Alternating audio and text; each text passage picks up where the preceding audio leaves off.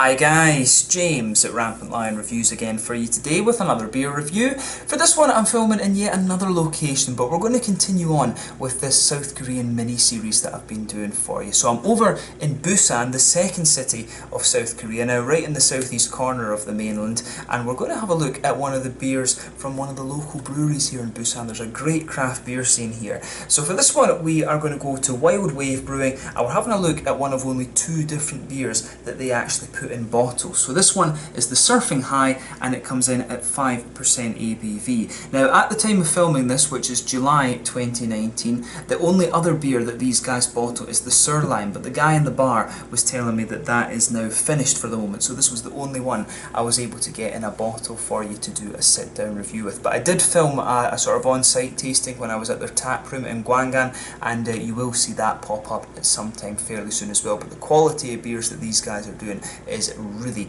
damn good actually, so I'm looking forward to doing this review and telling you a little bit more about the brewery in fact, so I hope you guys enjoy my take on this beer. So anyway, as is usual with my reviews then, I'll tell you a little bit about the brewery. If you want to get straight to the tasting, just fast forward. All the usual links are in the description below. That's the brewery website, the link to my other reviews that I've done from Wild Wave Brewing Company. Hopefully I can add some more in the fairly near future. There's all the usual social media. If you want to see more beer reviews, do please consider subscribing to the channel. The whole channel of course has a geography based tagging system, so you can go into the home page and search for beer based on country, city, state, county, prefecture, whatever it is you're interested in. Do check out the playlist of beers from different countries. There is one there for the South Korean beers that I'm reviewing for you, and that's being added to whenever I get the opportunity. And as always, please do get in touch and let me know some of the other beers and breweries that you guys would like to see me review. It's always great to hear from you guys that are watching the videos, and the support that you show the channel is hugely appreciated. So anyway, to tell you a little bit about Wild Wave Brewing Company then, on to my brewery notes. So Wild Wave Brewing Company was founded back in 2015 by two friends. This is Changmin and Junpyo, and they're based in Busan, which as I mentioned to you earlier is in the southeastern part of the country, right on the south coast of South Korea. So Changmin apparently discovered craft beer in England when he was studying there, and he returned to Korea with his English wife, initially working at a trading company, but in his spare time he began to homebrew with Junpyo, and they tried basically to learn as much as they could about sour beers, and apparently the homebrewing scene in Busan is particularly well known for this. But they entered homebrewing competitions for a few years, and they won lots of different prizes in the sour beer category, and this really prompted them to actually go for it and set up their own company, and they were the first sour beer brewery in South Korea. But the brewery soon found a strong following, and in 2017 they were finally able to open up their own brewery, which has a tap room in it incidentally, which is near Songjeong Station next to the Haeundae beach, and they now have a second pub location in Gwangan, which was the one that I visited and bought this bottle from. But as of July 2019 when I'm filming, they've produced around 44 different types of beer, and going forward they hope to add another bar in Seoul, and they want to produce more sort of Korea specific sours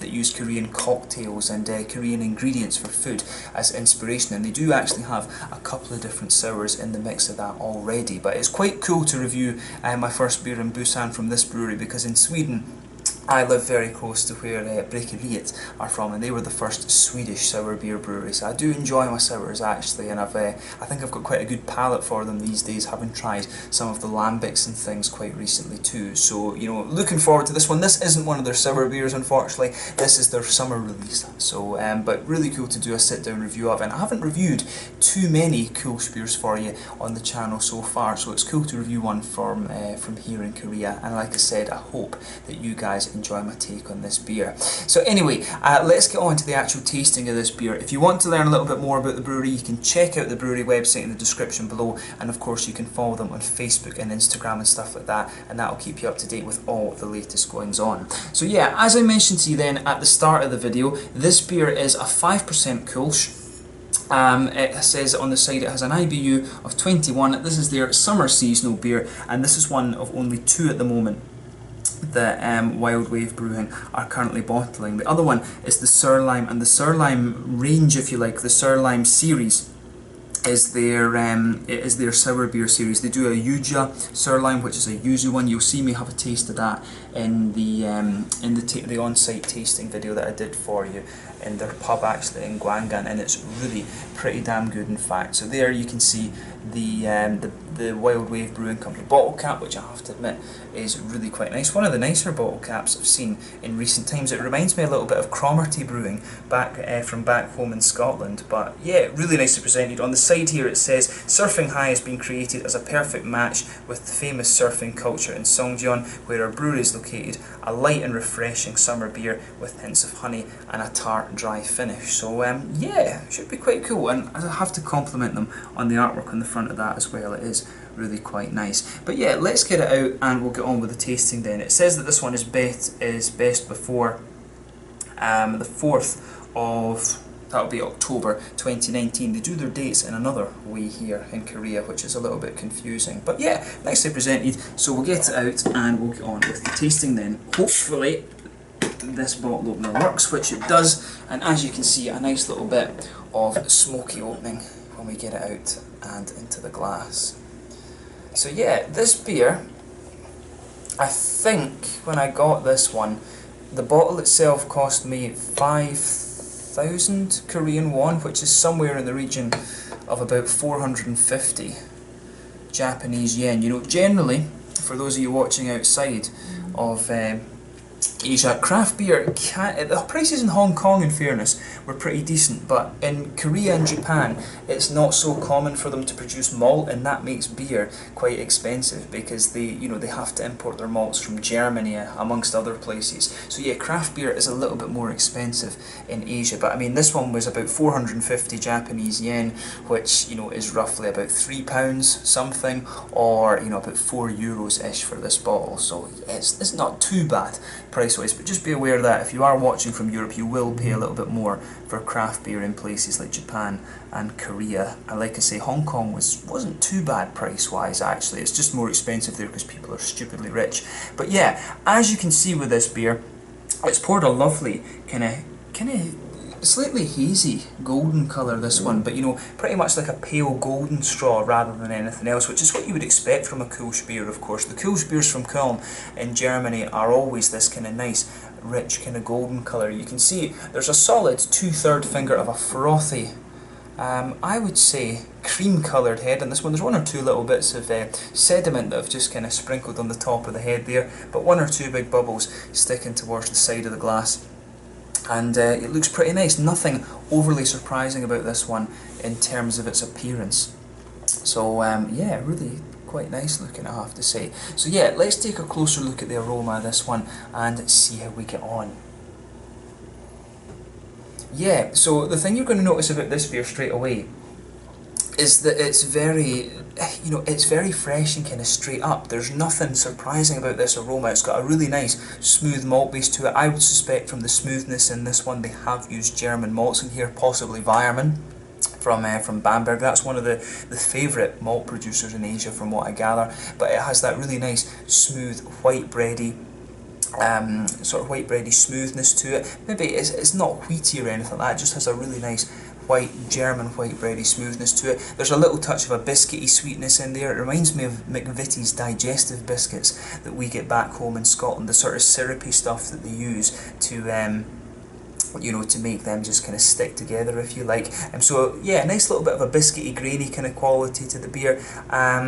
Maybe it's not quite strong enough to be caramel, but there is a little element of a sort of brown sugary note to this one. On the hoppy side of things, it's definitely got that sort of German noble hop quality to it. Now, I got into beer when I was living in Germany, and if you drink enough Helles and Dunkels and things like that, you'd really get a nose for the likes of Hallertau and Tettnanger, and it really has those lovely noble hop notes to it. There's a little tiny touch of an almost sweet earthiness in there, which really plays well with the malt base that this beer has, and you can also pick out those nice sort of, how would you say, the sort of lighter floral aromaticity. The floral aromaticity of the German noble hops is really, really distinctive, and you've got a nice kind of grassy note to it as well. In terms of fruitiness, it's pretty much a grassy ester that's coming out of this one. It's not even really lemon, it's maybe like a sort of appley, slightly peary, orchard fruit ester that comes out of this beer. But it comes across basically just like a straight up Kölsch. And for many people kind of dismiss the sort of more lagery Pilsner type styles, but I'm a huge fan actually of Pilsner Urquell and things like that, and the Kölschs.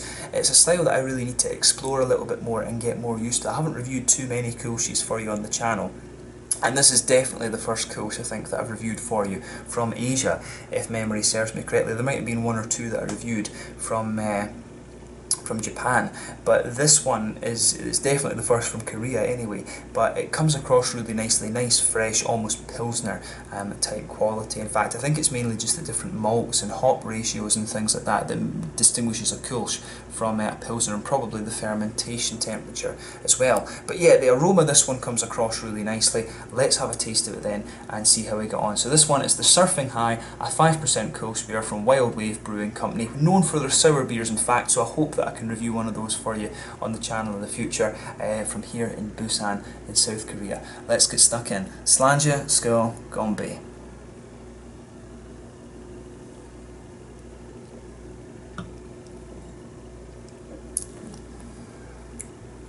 Yeah, right. That's actually a really nice, smooth, drinkable beer. One thing I've always said about Asian beers, you know, when they're from Hong Kong or Japan and stuff like this, I've reviewed one craft beer from Thailand as well, incidentally. Because of the sort of humid climate and things like that in Asia, you know,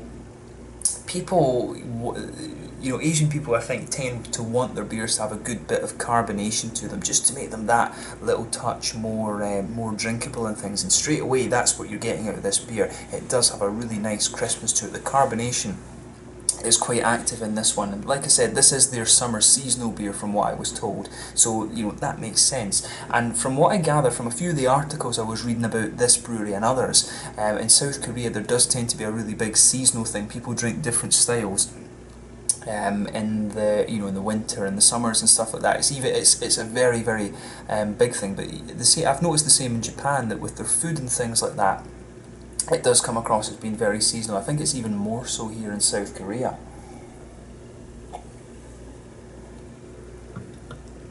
But yeah, the way that this beer comes across is very nice.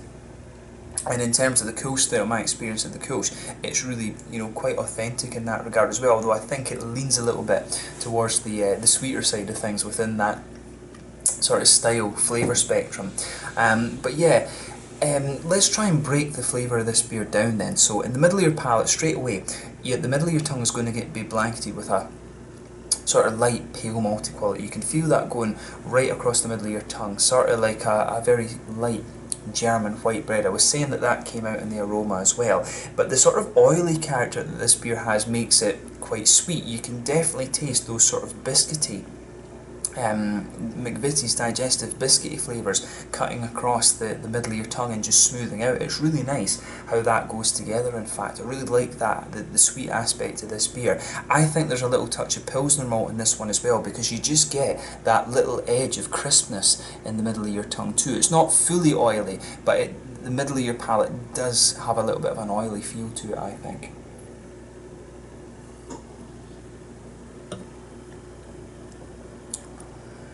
Yeah, definitely a little bit there. So it's oily in the beginning, and then as the middle of your palate dries out, you start to get a little bit of the kind of crispness coming out of the beer as well. But it's the malt base in this one I think is really good. So big thumbs up to Wild Wave Brewing Company for how they've done this one. The malt, I really like the malt base in this one. If you've watched the channel before, you will know that I'm a big fan of a good malt base, and I think they've got this one down absolutely solidly in this beer. So thumbs up to them for that. The further that you go into the flavour of this beer as well, there's almost like a little slightly woody undertone to this one, which is kind of interesting, and I like how that comes across. The hoppy side of this beer is pretty much what you'd expect as well. Back corners of the palate, you get a little touch of that earthiness there. It almost becomes very slightly herbal a little bit further forward, but as you move forward towards the front corners of your palate, it becomes quite sort of floral and aromatic. Then round the very front curve of the palate, that's where you get the sort of more grassy esters pushing their way out of the beer. On the fruity side of things, again, it's pretty much what you would expect from the aroma.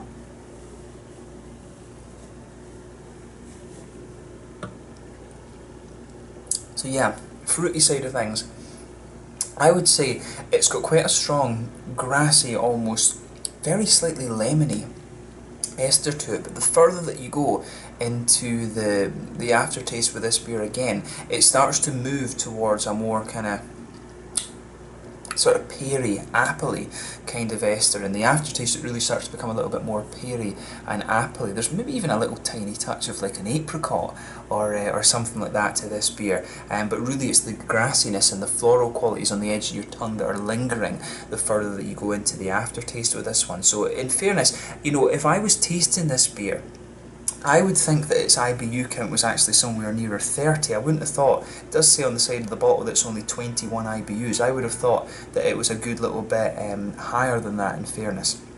But this is a really, really solid Kölsch beer, this one. I like how this is, you know, how this one's panned out, so big thumbs up to them for that. I have already filmed, as I mentioned earlier, a tasting, a sort of tasting video in one of their bars, and what I will say is that this isn't one of their more adventurous beers, but you know, for me, trying this one, which isn't one of their more bold beers, if you like, it kind of just shows how good the quality of their beer is. If they can do one of the sort of less kind of bold styles and do it this authentically, you know, it shows just how good a quality brewer they are. I tried their IPAs, their New England IPA, which was really nice. I tried one of their sour beers, which I was hugely impressed with. And now I've tried something from the German side of things, which I'm also quite impressed with. So, you know, I think basically you can pick whatever style of beer you'd like from this brewery, and you're going to get a good quality beer out of it. So, you know, kudos to Wild Wave Brewing Company for the quality of their beers. They are doing some pretty good stuff. My only complaint about this brewery is that they need to bottle more of their beers and get them out there, because they would do very well if they could build up the distribution system and stuff like that. I'm quite confident of that with this brewery. But, you know, a lovely Kölsch beer, this one, and I'm glad that I was able to taste it. So let's talk quickly about the mouthfeel of this beer.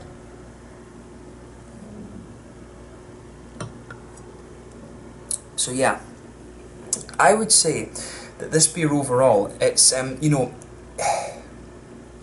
I think it's at the, you know, it's at the bottom end of mid-bodied. A Kölsch is a very light, sort of crisp, refreshing beer, and this one is really particularly interesting because I find it quite oily. But at the same time, it does have that level of crispness to it. I do remember the German Kölsch being just a little bit less oily than this one, but it really does pull it off quite well, and the oiliness helps some of the sweeter aspects of the flavour come out. So yeah, a kind of mid-bodied, oily but still quite crisp Kölsch beer, this one. Good little bit of hoppy bitterness, as it said on the side of the bottle. This one is 21. I would have thought it was a little bit higher than that, in fairness.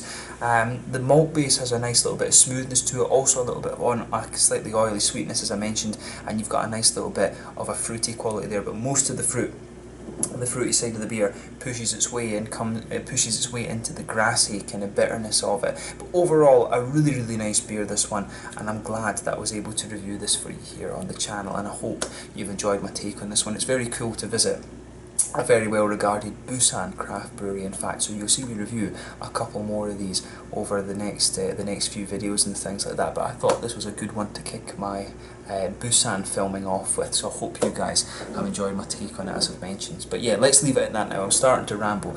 Once again, thank you for watching my beer reviews. Until the next time, please like, subscribe, share, all the usual YouTube stuff. Let me know your own thoughts on this beer in the comments section below. Let me know what your favourite beers are from Wild Wave Brewing Company. You can also check out the video that I filmed on site at their Gwangan site, and you can see me tasting some of their other beers, but check them out on Facebook and Instagram and stuff like that, and let me know your own thoughts on this beer in the comment section below. Thank you again for watching my reviews, and I will catch you guys very soon. This one was the Surfing High, a 5% Kölsch beer from Wild Wave Brewing Company in Busan here in South Korea. Until the next time, Slange just now, and I'll catch you guys later. Make sure you check out this brewery because the quality of their beers is pretty damn good. Slange, Skull, Gyeonbae.